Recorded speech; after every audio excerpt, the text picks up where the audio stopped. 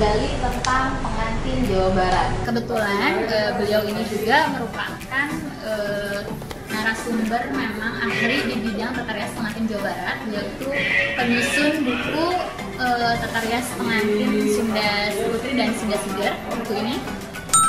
Nah, jadi ini adalah beliau yang menyusunnya. Jadi sepertinya sangat pas banget kalau kita bertanya terkait dengan ragam pengantin Jawa Barat. Kita lebih jelasnya kita langsung mau tanya aja. Bersama saya sudah ada Ibu Dr. Enda Haja Sumarni Sukesti.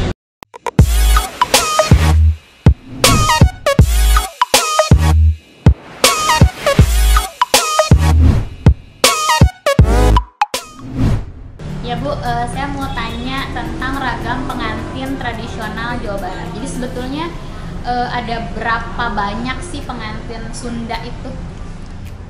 Banyak sekali sesuai dengan daerahnya. Misalnya di Bandung ya, sebetulnya nanti akan segera ya Siger Bandung ya.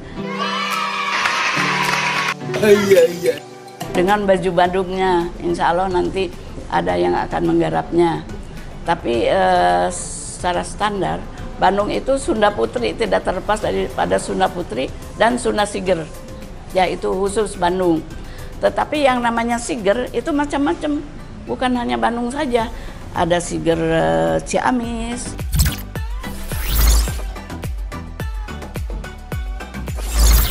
Inten Kadaton, Santana Inten Kadaton. Ada Siger Sukapura ya yang ada palangnya, Serikandi.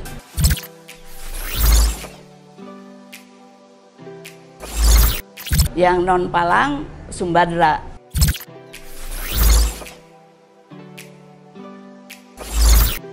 Jadi Sukapura saja ada 2. Ciamis ada Kaprabon.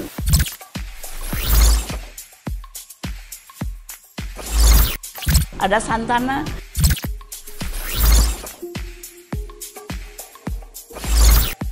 Kalau Santana itu adalah untuk masyarakat luas. Kalau Kaprabon untuk keturunan bupati-bupati gitu, menak-menak Ciamis itu khusus Kaprabon. Dan tentunya busana yang dikenakan juga berbeda.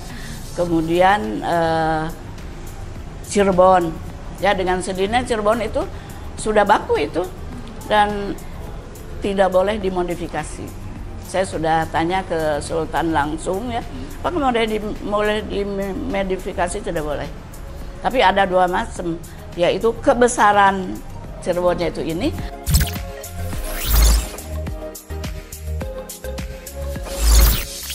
Ada juga keratonan.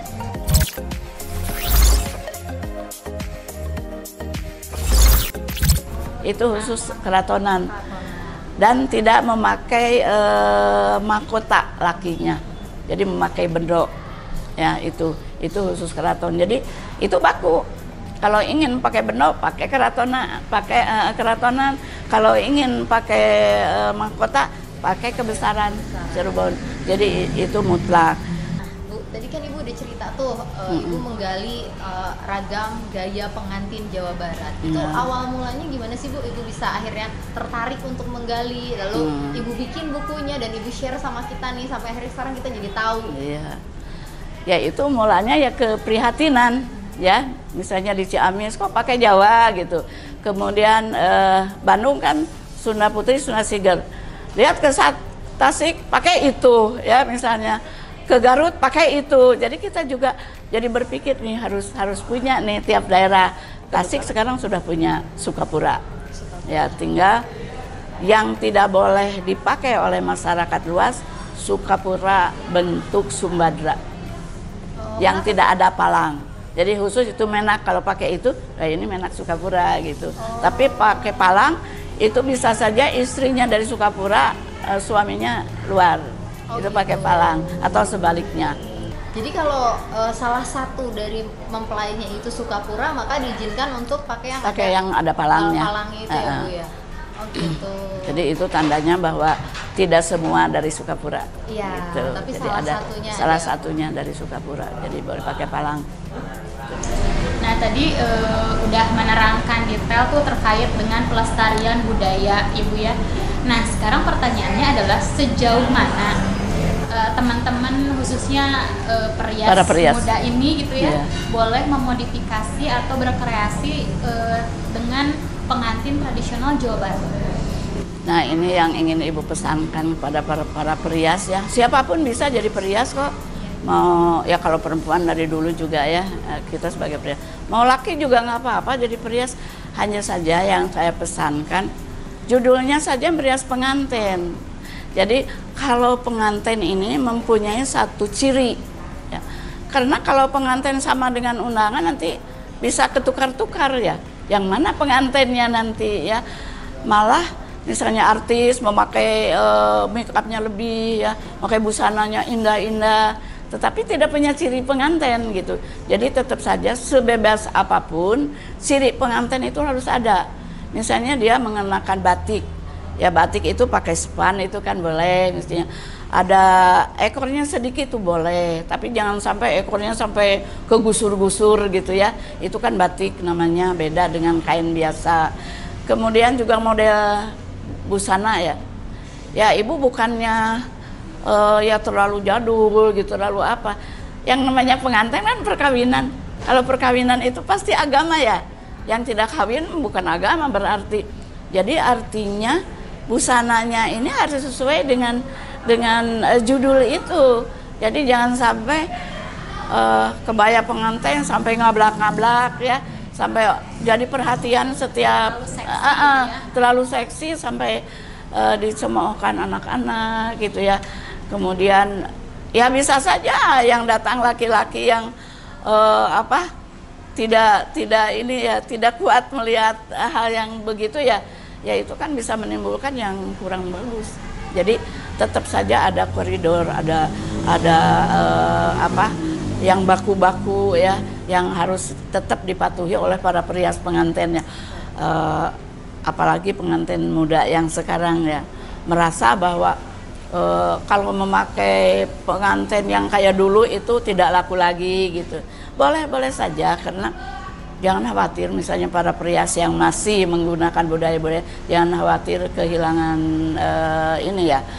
penggemar, itu masih ada. Tetapi tetap termasuk ibu juga ya mengikuti zaman.